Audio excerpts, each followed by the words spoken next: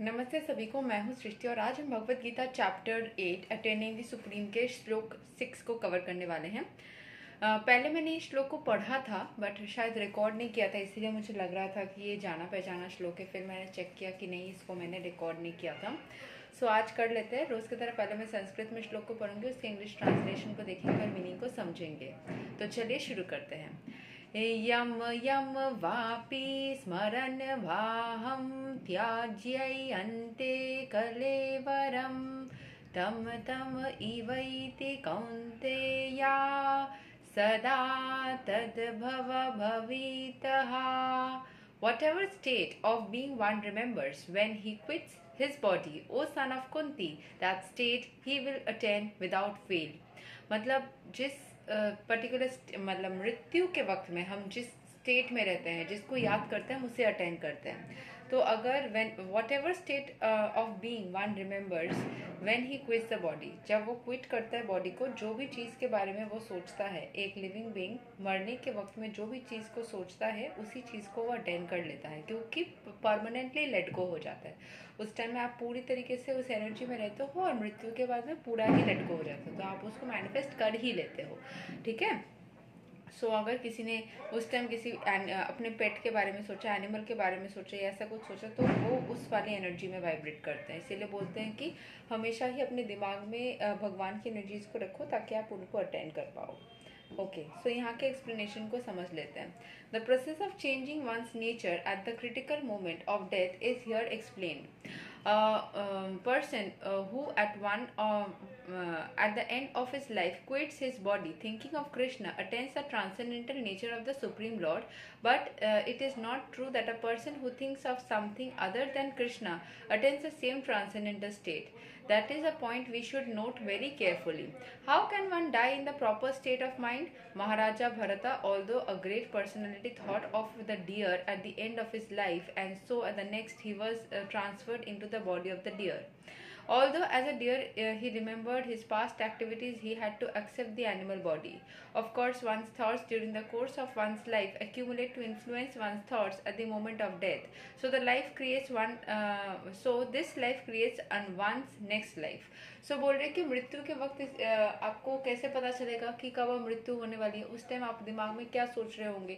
अगर अभी मान लीजिए बहुत सारे लोग हैं जो लॉ ऑफ अट्रैक्शन को फॉलो करते हैं अपने विशेस को मैनिफेस्ट करने के लिए। कोई पर्सन को मैनिफेस्ट करना चाहता है, कोई मटेरियलिस्टिक विशेस को मैनिफेस्ट करना चाहता है, तो वो वही चीज़ सोचेगा। अगर मृत्यु कब होती है, कब कुछ नहीं पता, वो सारी चीज़ें सोचते सोचते अगर उनकी मृत्यु होगी तो वो उस पर्टिकुलर एनर्जी में वाइब्रेट करेंगे। ठीक है। अगर हम लोअर वाइब्रेशन एनर्जी में रहते हैं, बहुत नेगेटिव सोच के मरते हैं, तो फिर नेगेटिविटी होने की चांसेस हैं। इसीलिए बोला जाता है कि यहाँ पर जैसे एग्जांपल दिया गया कि एक हिरन अपने मृत्यु में अपने लाइफ में मृत्यु के वक्त यही सोच रहा था कि वो हिरन है, तो उसको वापस से साइक्लिंग फॉर्म में हिरन बनने को ही मिला, तो वो साइकिल चलता जा रहा है। ठीक है। So if in one's present life one lives in the mode of goodness and always thinks of Krishna, it is possible for one to remember Krishna at the end of one's life. That will help one be transferred to the transcendental nature of Krishna. If one is transcendentally absorbed in Krishna's service, अगर आप हमेशा बहुत ज़्यादा Krishna consciousness करते हो, एक transcendental and spiritually Krishna consciousness में absorbed ही हो, तो आप कुछ भी काम करते करते कृष्ण को याद करोगे, सोते सोते भी कृष्ण को याद करोगे, सोते सोते भी कृष्ण का नाम लोगे, सपने में भी कृष्ण को देखोगे, हर वक्त कृष्ण को देखोगे। ठीक है।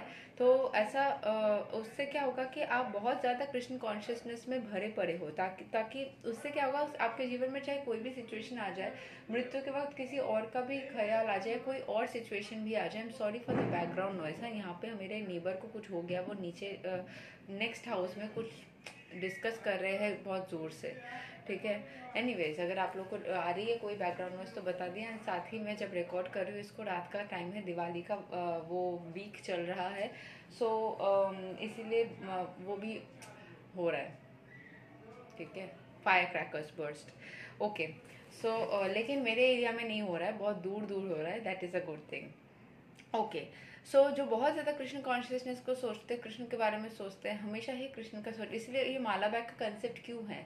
आप चाहे तो माइंड में भी हरे कृष्ण बोल सकते हैं, हाथ में भी हरे कृष्ण कर सकते हैं, बट ये चीज़ रिमाइंड्स यू ये लोगों को दिखावा करने के लिए नहीं है, लोगों को दिखाने के लिए नहीं है, ये आपको याद दिलाता है, एटलीस्ट मेरे लिए वैसे ही काम करता है, आपको ही याद दिलाता है कि मैं ये वाला जाप मुझे करना है, ये वाले एनर्जीज में मुझे रहना है, ये मेरा धर्म है, ये मेरा सब कुछ है, ये याद दिलाता है। बिकॉज मेरे लिए ऐसे ही काम करता है। जब मैं इसको गले में नहीं रखती हूँ, या फिर मैं हाथ में कभी भी उस तरीके से नहीं करती हूँ, जो एक प्रोसेस होता है ना जंप कर करके हाथ में, तो उस वाली चीज़ को मैं नहीं करती हूँ, क्योंकि उससे मुझे बहुत कन्फ्यूजन दिखा था। तो माइंड में करने से कभी कभी हम भूल जाते हैं। अभी तो प्रैक्टिस हुई है, थोड़ा अच्छा ही हुआ है। एंड मैं ईगो में नहीं रहती, क्योंकि मुझे जिन्होंने मैं कुछ ढूंढ भी रही हूँ, साथ साथ हाँ मिल गया मुझे, जिन्होंने माला बैग, ये तो मैंने खरीदा है लेकिन मुझे एक दान में भी मिला था, तो जिन्होंने दिया था दान में, तो उनका कंसेप्ट ऑफ भक्ति बहुत डिफरेंट है मेरे कंसेप्ट ऑफ भक्ति से। मैं हमेशा लोगों को इंस्पायर करने के लिए, ये कृष्ण कॉन्शियसनेस में आने के लिए, ये वाला चीज़ इंस्पायर करने के लिए उनके सामने भी कभी कभी करती हूँ। और मेरा तो वो डेली कोटा भी फिनिश करना होता है, 16 राउंड्स करना होता है। 16 राउंड्स तो अभी मैं बहुत ज़्यादा कभी कभी थोड़ा भगवान की कृपा से वर्क आ रहा है, तो मैं कभी कभी बिजी हो जा रही हूँ, तो किसी भी तरीके से 16 राउंड्स करना होता है, हो रहा है। बट जनरली मैं बहुत ही आराम से भगवान की कृपा से 64 राउंड से ज़्यादा, 80 राउंड, 72 राउंड्स कर चुकी हूँ। तो अभी मैं नहीं कर पा रही हूँ, तो मुझे अजीब लग रहा है। 32 राउंड्स तो मतलब मेरा डेली का ही रहता था हमेशा, किसी भी हाल में मैं 32 राउंड्स फिनिश कर लूँगी। और मेरा ऐसा नहीं रहता कि मैं बैठ के बस चैंटिंग ही कर रही हूँ। जैसे कृष्ण भगवान ने बोला अपने काम को करते साथ साथ मुझे याद करो, तो मैं अपने कर्म स्थल पे भी इसको रखती हूँ। एक हाथ में काम कर रही हूँ, शायद बात भी कर रही हूँ, कभी कभी बीच में स्टॉप भी कर रही हूँ तो चैंटिंग कर रही हूँ, मतलब दो कामों को एक साथ में करने की। पहले पहले अगर आपको मल्टीटास्किंग की प्रॉब्लम है तो प्रॉब्लम हो सकती है, बट इवेंचुअली अगर आपकी इच्छा है तो where there is a will there is a way. ठीक है। सो एंड इसको बताना कोई गलत बात नहीं है, ये आपको खुद को ही याद दिलाना होता है कि मैं इतना कर सकती हूँ, मैं इतना कर सकता हूँ, तो क्यों नहीं। मैं जब भी बोलती हूँ मैं 16 राउंड से ज़्यादा ही कर लेती हूँ, तो मेरा 19 राउंड्स, 21 राउंड्स होता है। अभी मैं बोल रही हूँ, मैं एक्चुअल में 64 राउंड्स मैंने बहुत बार किया हुआ है। 80 राउंड्स का मेरा एक टाइम पे शेड्यूल था कि मैं एक हफ्ता लगातार 80 राउंड्स कर चुकी हूँ। ठीक है। एंड मेरा तो 100 राउंड से भी ऊपर हो चुका है, 150 राउंड के आसपास भी मैं कर चुकी हूँ एक दिन में।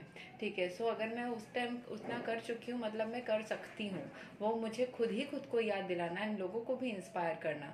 उससे अगर चीज़ें शेयर हो जाती है, नो प्रॉब्लम। अगर मेरा ये वाला चीज़ बोलने की वजह से कभी भी कोई अच्छा चीज़ लोगों को बोलने की वजह से अगर आप अहंकार के साथ में नहीं बोलते हो, तो कभी वो चीज़ घटती नहीं है, उल्टी बढ़ती है। तो वैसे जैसे मैं बोल रही थी, हर किसी का जो भक्ति का कॉन्सेप्ट है ना, वो बहुत डिफरेंट है, बहुत तरीका अलग है। ये चीज़ मुझे रियलाइज़ हुआ है।